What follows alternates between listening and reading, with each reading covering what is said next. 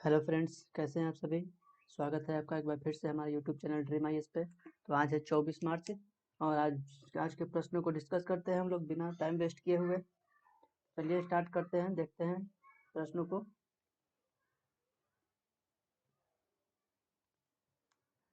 पहला क्वेश्चन है, किस राज्य के सीएम ने भारत का पहला किसान उत्पादक संगठन एफपीओ शक्ति पोर्टल लॉन्च किया है? तो ये उत्तर प्रदेश के द्वारा लॉन्च किया गया है। यही तो उत्तर प्रदेश सरकार के चीफ मिनिस्टर योगी आदित्यनाथ के द्वारा यूपी एफपीओ शक्ति पोर्टल लॉन्च किया गया है, जिसमें किसानों को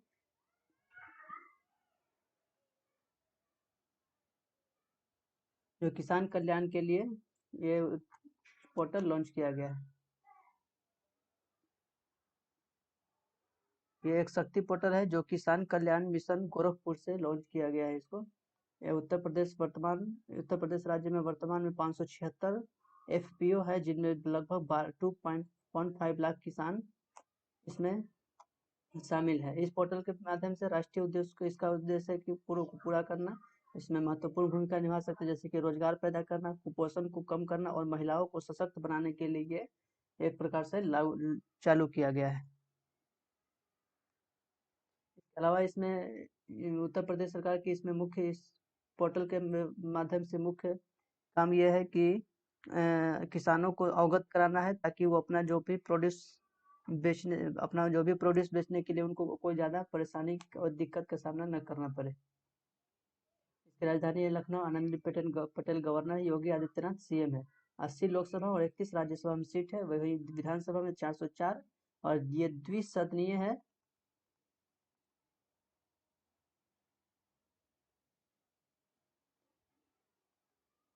ये द्विसदनीय है, जिसमें विधान परिषद में 100 सीट अवेलेबल है। नेशनल पार्क की बात करें तो एकमात्र नेशनल पार्क है दुधवा नेशनल पार्क। किस राज्य सरकार ने जानवरों के लिए भारत का पहला सरकार द्वारा संचालित एम्बुलेंस नेटवर्क स्थापित करने का निर्णय लिया गया है? तो ये आंध्र प्रदेश के द्वारा लॉन्च किया गया है। First government run ambulance network to for animals. जानवरों के लिए एक पशु चिकित्सा केंद्र, पशु राज्य में पशुपालन और पशु चिकित्सा क्षेत्र को बढ़ावा देने के लिए यह निर्णय लिया गया है। एक संचालित एम्बुलेंस नेटवर्क स्थापित किया जाएगा। इसके तहत 175 मोबाइल एम्बुलेंस पशु चिकित्सा और कुल मिलाकर विधानसभा क्षेत्र में इसको रखा जाएगा। ये क्लिनिक 108 सेवाओं की तर्ज पे स्थापित किया जाएगा। जिस तरह से एम्बुलेंस में 102 होता है बाकी ह्यूमन के लिए उसी तरह से, और ये जानवरों के लिए जो होगा 108 के ऊपर एम्बुलेंस स्थापित किया गया है, ताकि इसकी सुरक्षा की जा सके। इसकी राजधानी अमरावती है। और ये अमरावती के अलावा और भी एक दो राजधानी है इसकी, तो आप हमें कमेंट करके बताइएगा कि आंध्र प्रदेश की राजधानी कहाँ कहाँ है। इसके राज्यपाल है विश्वभूषण हरिचंदन। ये वाइस जगमोहन रेड्डी यहाँ के सीएम है। 25 लोकसभा और 11 राज्यसभा में सीटें हैं। 175 विधानसभा में सीट है। इसके अलावा ये भी एक द्विसदनीय है, जिसमें विधान परिषद में 58 सीट है। नेशनल पार्क की बात करें तो पापीकोंडा, राजीव गांधी, वेंकटेश्वर यहाँ के प्रमुख नेशनल पार्क है। कौन सा राज्य अपनी इथेनॉल नीति जारी करने वाला पहला राज्य बन गया है? तो ये बिहार के द्वारा अभी ये कार्य किया गया है, जिसमें इथेनॉल, जिसमें C2H5OH, ये देखिए यहाँ भी कार्बन, यहाँ भी कार्बन, एक और यहाँ पे कार्बन है जो बिलो OH है, जो कि मिलकर एक इथेनॉल का निर्माण करती है। तो इथेनॉल पॉलिसी लाने वाले बिहार पहला राज्य बन गया है। इसलिए ये क्या करेगा? तो ये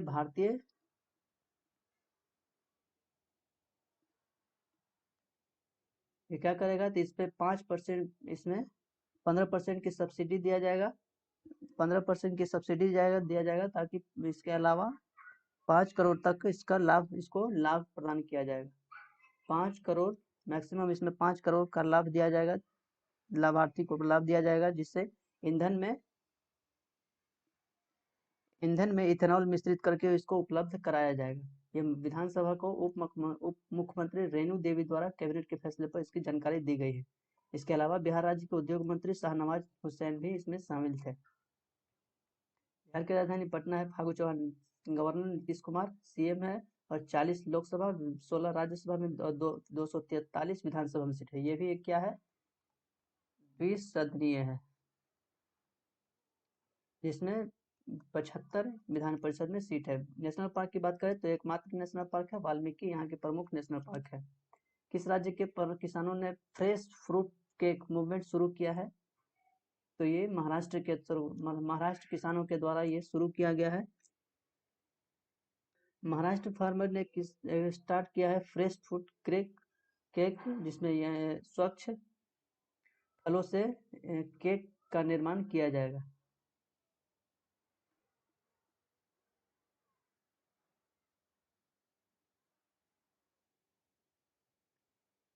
इसमें किसानों और कृषि विशेषज्ञों के अनुसार सहज आंदोलन का एक उद्देश्य है, जिसमें किसान और उनके परिवारों को अपने आहार के फलों का सेवन बढ़ाने और महामारी से के समय अपनी उपज बेचने का एक नया तरीका खोजने के लिए प्रोत्साहित किया गया है।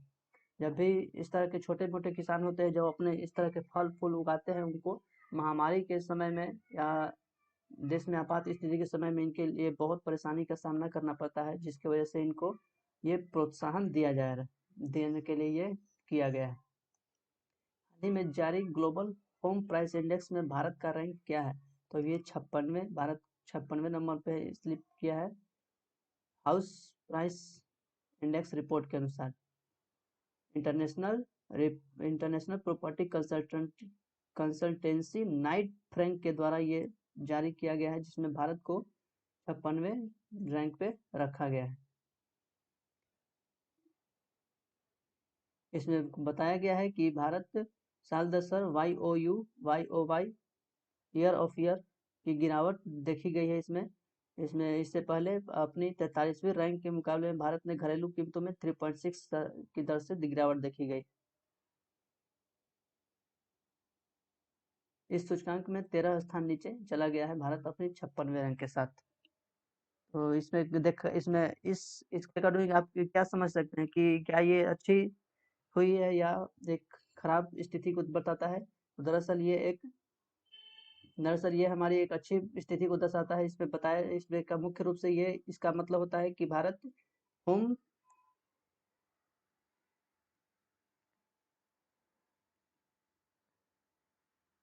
भारत इसमें घरों की खरीदी की कीमत में घटाया है, यानी कि भारत में घर की जो खरीदी होती है उसमें सस्ती हुई है।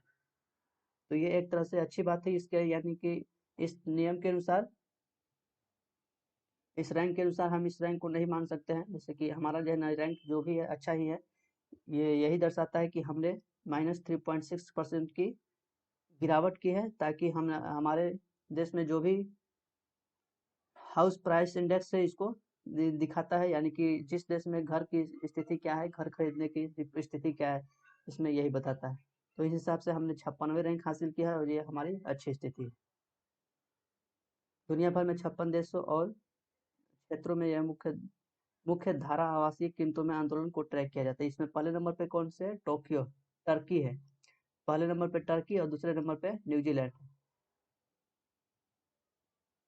इसके द्वारा जारी किया जाता है Knight Frank global house price index के द्वारा ये रैंक जारी किया जाता है।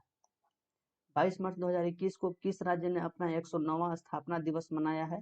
तो ये बिहार अभी हाल ही में 22 मार्च को अपना 109वां स्थापना दिवस मनाया है। 22 मार्च 1912 को ये बंगाल से पृथक हुआ। 22 मार्च 1912 को ये बंगाल से पृथक हुआ, और ब्रिटिश सरकार के द्वारा इसको बंगाल से 1912 में पृथक किया गया। इसके अलावा 1936 में इसके अलावा 1936 में उड़ीसा से, और फिर 2000 में झारखंड से अलग हुआ। तो ये तथ्य आप याद रखेंगे। 1912 में किससे अलग हुआ? तो बंगाल से। 1936 में उड़ीसा से, और 2000 में झारखंड से अलग हुआ। अभी बिहार अपना 109वां स्थापना दिवस सेलिब्रेट किया। बिहार दिवस के रूप में जाना जाता है इस दिन को राज्य भर में सार्वजनिक, यह हमने देख लिया है।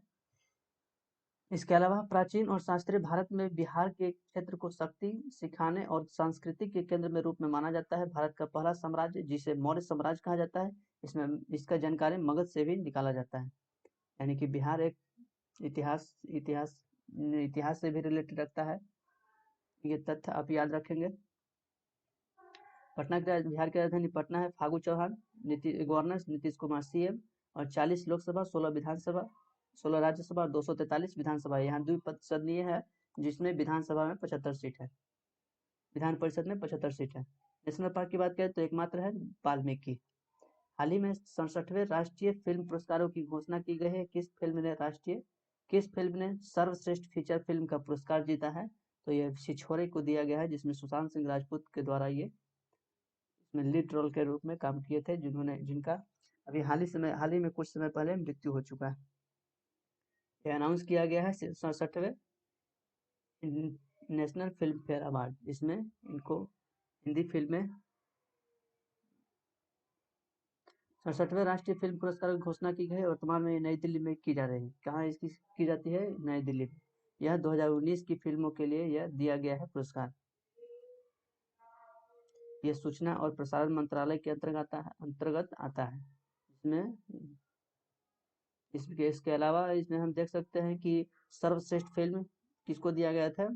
मरक्कर अरबी कारीगिरे सिम्हम, ये एक साउथ की फिल्म है। सर्वश्रेष्ठ अभिनेता मनोज बाजपेयी और धनुष को दिया गया था। सर्वश्रेष्ठ अभिनेत्री कंगना रनौत, जिसमें पंगा और मणिकर्णिका के लिए इनको दिया गया था। सर्वश्रेष्ठ निर्देशक संजय पूरन सिंह चौहान को दिया गया, और सर्वश्रेष्ठ हिंदी फिल्म में छिछोरे को दिया गया। इसके अलावा 67वें नेशनल फिल्म अवार्ड 2019, ये इसमें most film friendly state award किसे दिया गया है? सिक्किम को। मोस्ट फिल्म फ्रेंडली अवार्ड किसे दिया गया है? स्टेट अवार्ड किसे दिया गया है? सिक्किम को। इसके अलावा ये सब हमने देख लिया है, तो ये तथ्य आप याद रखेंगे कि अभी किसको दिया गया है। बेस्ट एक्ट्रेस का किसको दिया गया है? कंगना रनौत को। किस फिल्म के लिए? मणिकर्णिका और पंगा के लिए। वही बेस्ट एक्टर की बात करें तो किसे दिया गया है? मनोज बाजपेयी, और मनोज बाजपेयी को भोसले फिल्म के लिए, और धनुष को दिया गया है ऑर्सन मूवी के लिए। इसके अलावा बेस्ट चिल्ड्रन फिल्म किसको दिया गया है? कस्तूरी को दिया गया है, हिंदी फिल्म के। चलिए आगे बढ़ते हैं। वर्ष 2020 के लिए गांधी शांति पुरस्कार निम्नलिखित में से किसको दिया गया है? तो ये शेख मुजीबुर रहमान को दिया गया है। शेख मुजीबुर रहमान को दिया गया है। ओमन सुल्तान, जिन्होंने भारत और बांग्लादेश के बीच घनिष्ठ और भ्रातृ संबंधों की नींव रखने में और भारतीय उपमहाद्वीप में शांति और अहिंसा को बढ़ावा देने के लिए इनको सम्मानित किया गया है। इसमें मुख्य रूप से इसमें गांधी जी के विचारों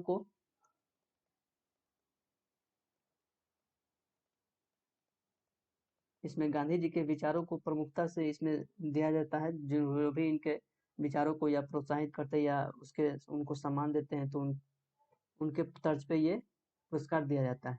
इसके अलावा 2019 में दिया गया था ओमान के महामहिम सुल्तान कबूस बिन सैद अल सैद, और 2020 में किसे दिया गया?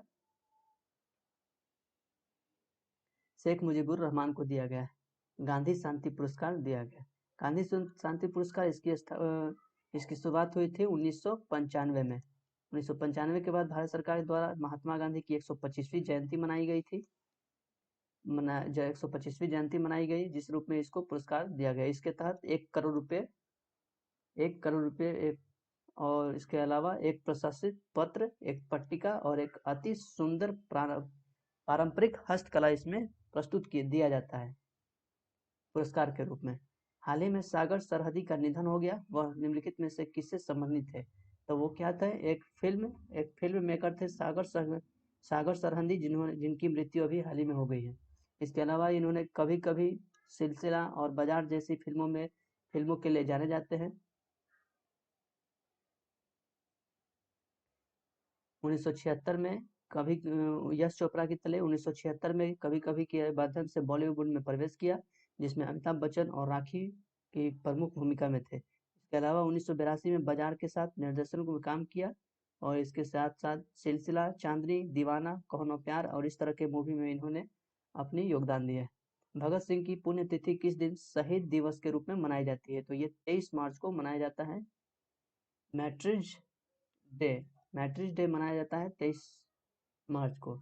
ऐसा कि पता है भगत सिंह, राजगुरु और सुखदेव सबसे कम उम्र में उन्होंने इनकी फांसी हो गई थी लाहौर लाहौर में, पाकिस्तान के लाहौर में।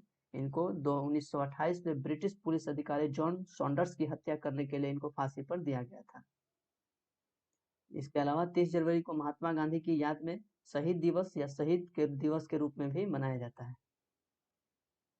किस राज्य के सीएम ने मिशन ग्रामोदय की शुरुआत की है? तो ये हाल ही में मध्य प्रदेश के द्वारा किया गया है। मिशन ग्रामोदय लॉन्च किया गया है मध्य प्रदेश की सरकार के द्वारा, जिसमें मध्य प्रदेश के केंद्रीय कृषि मंत्री नरेंद्र सिंह तोमर और मुख्यमंत्री शिवराज सिंह चौहान ने इस मिशन की शुरुआत की है।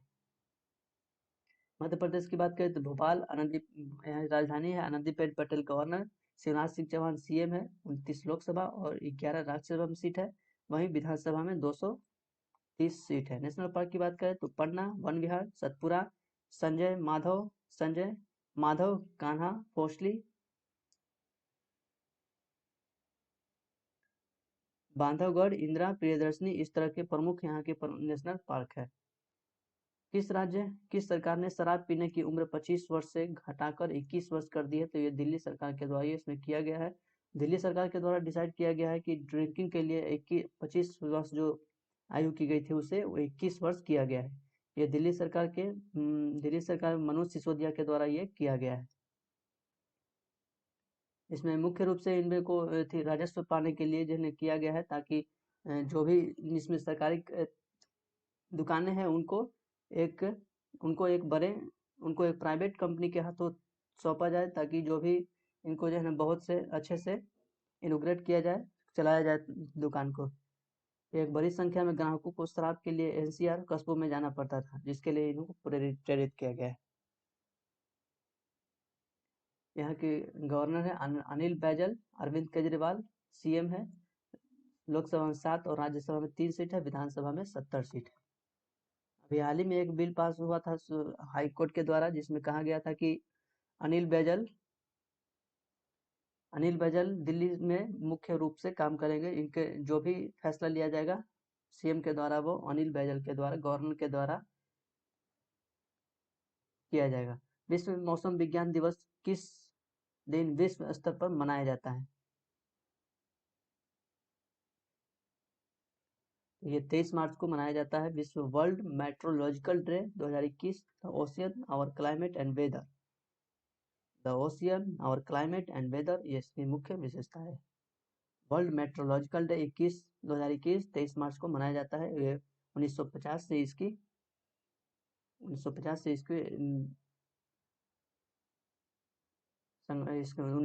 से इसको बनाने के लिए स्थापना किया गया था। इस तारीख को हर साल 23 मार्च को मनाया जाता है।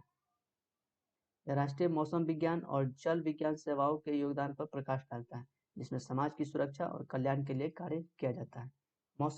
विश्व मौसम विज्ञान संगठन, जिसका मुख्यालय है स्विट्जरलैंड के जनेवा में, इसको स्थापित कब किया गया था?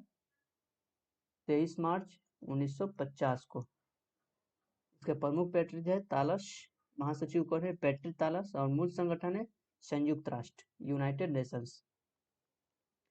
21 मार्च 2021 को संयुक्त अरब अमीरात के अल ओवन में 2021 में पैरा शूटिंग विश्व कप में किसने स्वर्ण पदक जीता है? तो ये सिंह राज के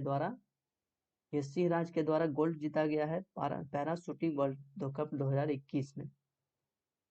सिंह राज के द्वारा कार्य किया गया है, जो कि एक तरह से ये विकलांग है, जिन्होंने गोल्ड जीता है। वही युवराज सिंह और यूसुफ पठान को road safety world T20 series में यहाँ पे एक प्रश्न मिसिंग है, जिसमें अभी जो हाल ही में रोड सेफ्टी वर्ल्ड क्रिकेट हो रहा था,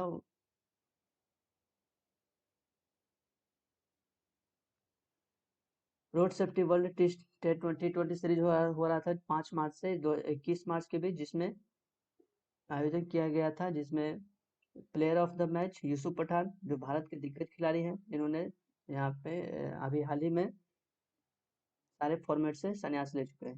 प्लेयर ऑफ द सीरीज तिलक दिलशान श्रीलंका के हैं। अधिकांश रन जिन्होंने तिलक दिलशान के द्वारा बनाया गया था, सर्वाधिक विकेट इन्होंने लिए हैं, तिलक रत्न दिलशान। इसके अलावा इसमें जान सकते हैं क्या, इसमें भारत लेजेंड्स ने छत्तीसगढ़ के रायपुर में शहीद वीर नारायण सिंह अंतर्राष्ट्रीय स्टेडियम में इसको आयोजित किया गया था। कहाँ ये आयोजन हो रहा था? छत्तीसगढ़ में, छत्तीसगढ़ के रायपुर में शहीद वीर नारायण सिंह के अंतर्राष्ट्रीय स्टेडियम में। Road safety world series final का खिताब जीतने के लिए श्रीलंका को 14 रन से हराया गया था। इसमें सचिन तेंदुलकर इंडिया लीजेंड्स के कप्तान थे। तो ये तथ्य आप याद रखेंगे। ये थे आज के 15 क्वेश्चन। उम्मीद है आपको बेहतर समझ में आया होगा। वीडियो को लाइक शेयर करेंगे, चैनल पर नए हैं तो सब्सक्राइब कर दीजिएगा। इसके अलावा नेक्स्ट जो फ्राइडे आने वाली है तो उसमें हमने टेलीग्राम ग्रुप में एक मेगा क्विज कराने का निर्णय लिया है। मेगा क्विज कराएंगे जिसमें 200 प्रश्न दिए जाएंगे करंट अफेयर्स के, और जिसमें जो भी इसमें टॉप करेगा, जो भी इसमें टॉपर होगा उसको प्राइज दिया जाएगा। और ये प्राइज किस तरह से दिया जाएगा? इसमें प्राइज पैसा के रूप में दिया जाएगा। जैसे कि जितने भी स्टूडेंट्स भाग लेने वाले होंगे वो ऑनलाइन ट्रांजेक्शन करेंगे 5 रुपये। जो भी पार्टिसिपेट करेंगे, जो भी स्टूडेंट्स इसमें क्विज में भाग लेंगे तो उनको 5 रुपये ट्रांसफर करना होगा। ठीक है, 5 रुपये इसमें ट्रांसफर करना होगा। और जितने लोग, जैसे कि मान लेते हैं कि 5-5 रुपये करके 10 जो है ना स्टूडेंट इसमें ट्रांसफर किए, तो कुल कितना पैसा हुआ? 50 रुपया। 50 रुपया हो गया, तो वही टॉपर को इसमें 50 रुपया दिया जाएगा। टॉपर को 50 रुपये का प्राइज दिया जाएगा। यदि 4 ही एथी होंगे, 4 ही जिन्होंने पैसा ट्रांसफर करेंगे 5-5 रुपया, तो 20 रुपये का कलेक्ट होगा। तो टॉपर को कितने दिया जाएगा? 20 रुपये। इस तरह से हमने एक प्लान किया है। तो देखते हैं कि किस तरह से मैनेज हो पाता है। अगर ये होगा तो इसको हर एवरी संडे किया जाएगा। तो इसमें आप भी जुड़ सकते हैं। इसके लिए आप हमें कमेंट कर सकते हैं, नहीं तो टेलीग्राम से आप हमें जुड़ सकते हैं। टेलीग्राम ग्रुप का लिंक दिया हुआ है। जो भी स्टूडेंट यूपीएससी, पीसीएस या जो भी स्टेट की तैयारी करते हैं तो आप हमसे जुड़ सकते हैं। इसके अलावा जो भी आप शिकायत है तो आप हमें कमेंट्स कर सकते हैं। कोई सुधार चाहते हैं तो उसके लिए भी कमेंट करिए, नहीं तो थोड़ा सा वेट करिए। हम अगले वीडियो में फिर मिलेंगे। तब तक के लिए जय हिंद।